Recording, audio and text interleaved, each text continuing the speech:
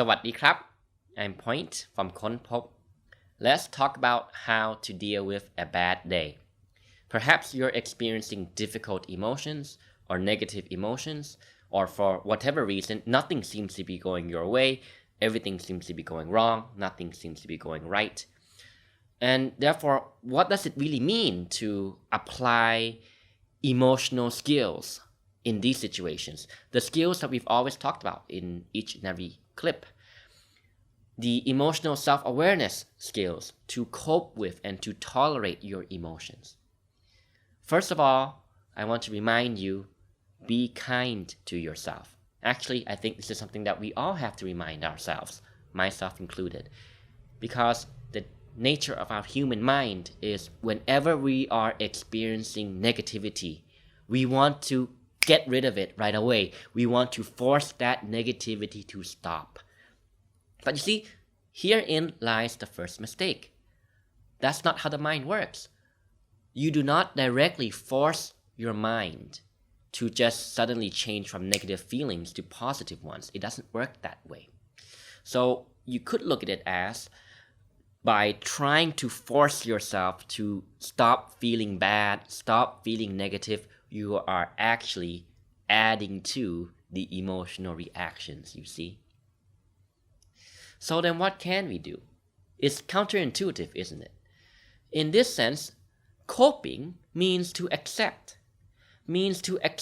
the moment as it is, to accept the emotions as they are, to accept whatever you're experiencing right now, to own it,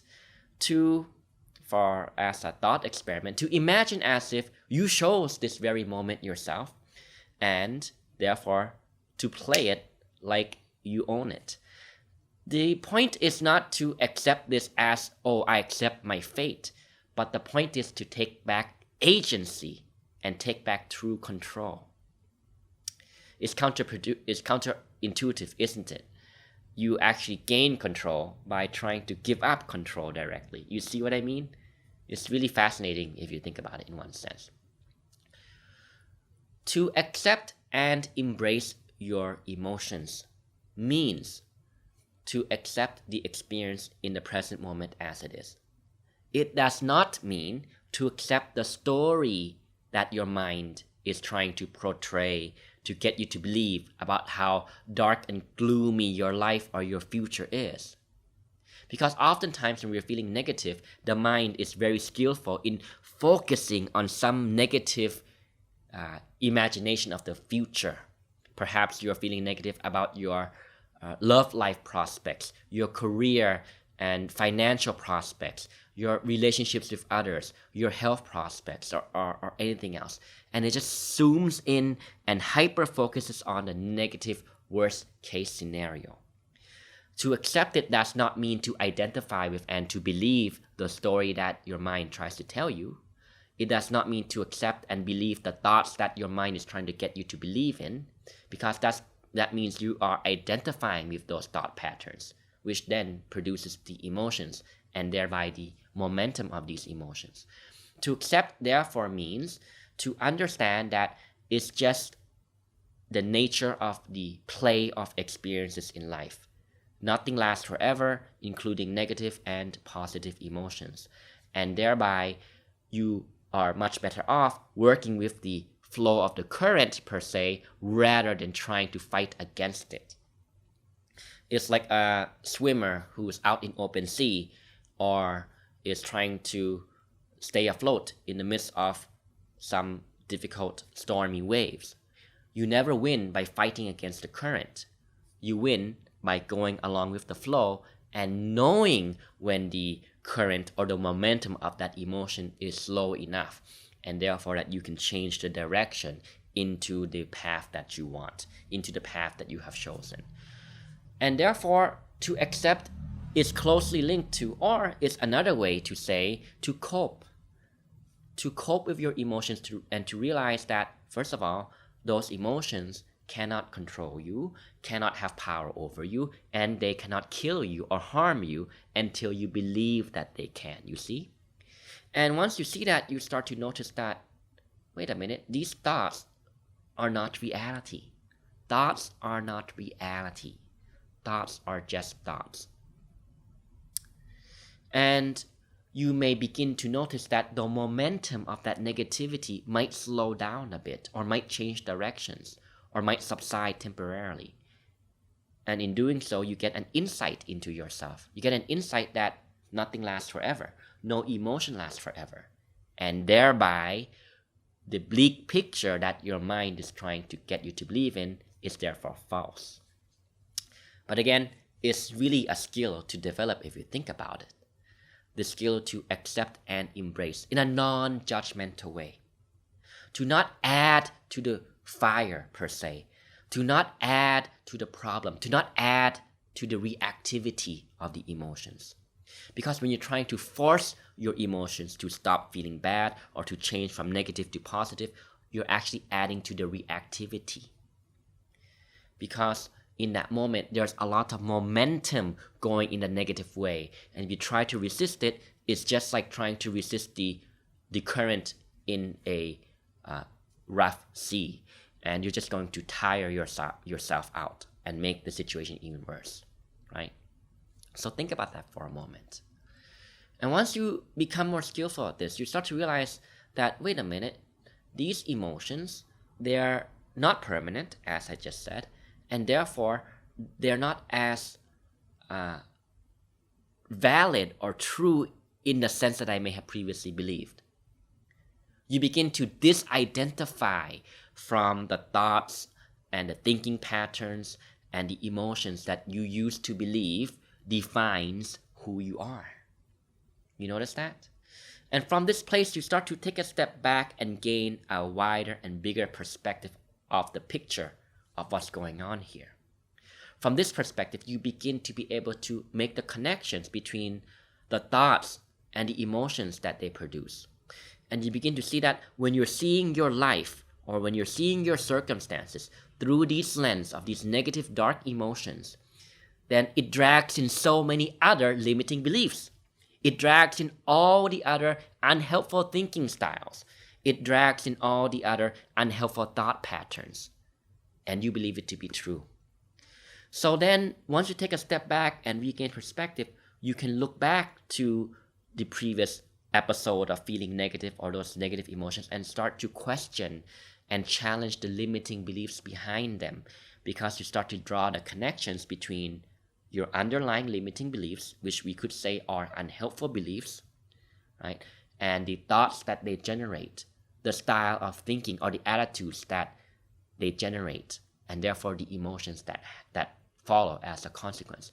And you gain deeper insights about yourself. You understand that, there's the limiting belief that I have, that is my homework to work on.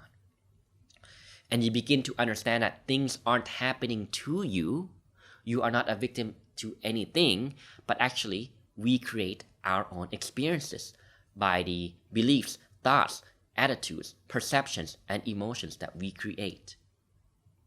And once you really understand that, not just intellectually, but really contemplate on it, self-reflect on it, and develop these coping skill sets to accept and embrace without judging, to accept and embrace without trying to force, to give up wanting to control it directly and thereby gain true control.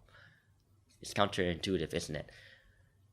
Once you begin to develop and cultivate these skill sets, you begin to be better able to uproot and overcome these limiting beliefs once and for all.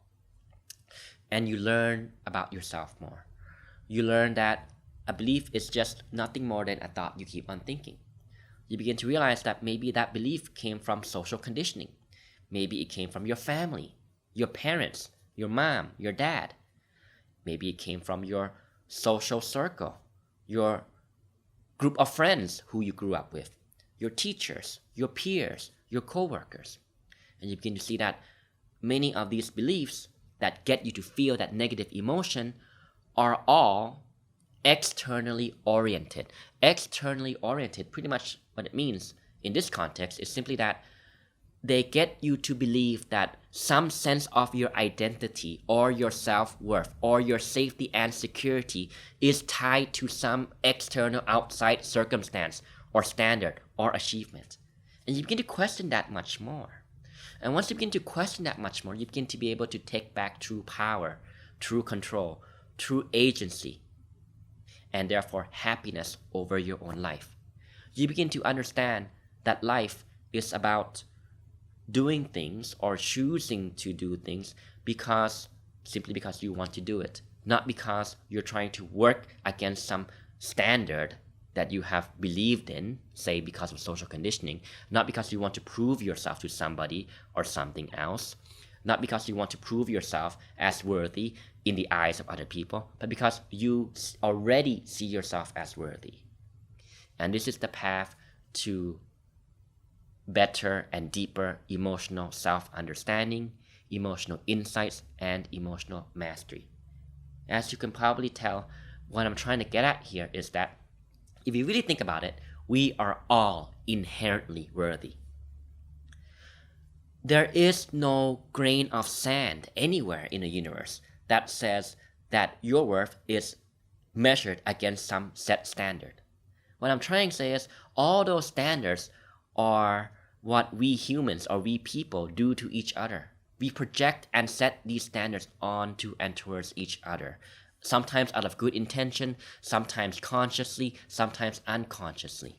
Most of the times we do it without being aware of the negative implications or consequences that they have. But what I'm trying to get you to see is the bigger picture that all these standards that you use to measure yourself against, which ends up causing you to feel stressed, or ends up causing you to feel that you're not good enough, or ends up causing you to feel that you're somehow insufficient, or not complete, or not whole, or whatever it may be, they're nothing more than projections that maybe we just learn to take on from our surrounding social environment without intending to, without meaning to, without understanding it deeply.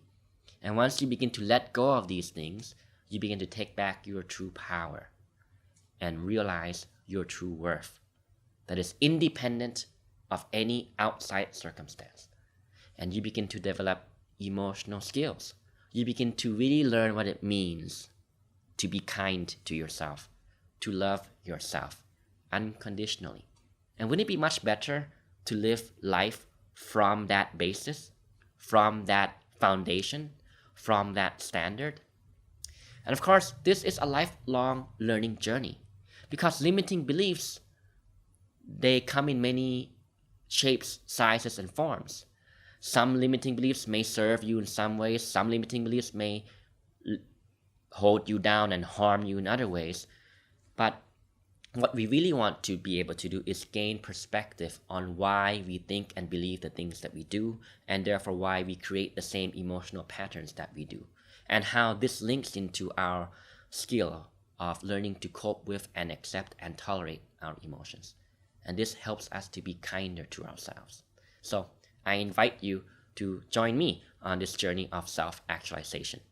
It's a long road, a long journey, but it's a road worth traveling down, I think. And just like you, I also have many more limiting beliefs to learn to overcome. I have many things to learn in terms of what it really means to develop these deep emotional self-awareness skill sets and to really learn to accept and love yourself. Be kind to yourself unconditionally. Okay, I hope this was helpful and valuable and inspiring, and please do let me know what you think in the comments. If you found this video was valuable, please do give it a like, subscribe to my channel, hit the bell button, and share the video with a friend. I will see you next time. สวัสดีครับ